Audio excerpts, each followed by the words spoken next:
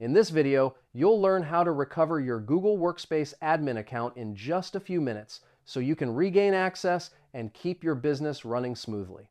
First, open your browser and go to admin.google.com. Click Sign In, then enter the email address linked to your Google Workspace Admin account. If you've forgotten your password, click Forgot Password to start the recovery process. Next, Google will ask you to verify your identity. You'll receive a security code via your recovery email, phone number, or backup codes.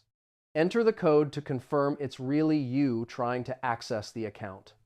Now, if you've lost access to all recovery options, click Try a different way to sign in on the verification screen. Google will guide you through additional verification steps, like answering security questions or using account recovery forms. After that, fill out the Google Workspace Admin Recovery Form. Provide your domain name, billing details, and any other relevant information that proves you're the legitimate admin.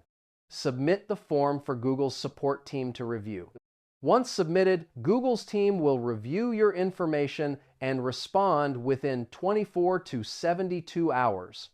If your recovery is approved, you'll receive instructions to reset your password and fully regain access to your account. And that's it. Your Google Workspace Admin account is now recovered, ready to manage your team again.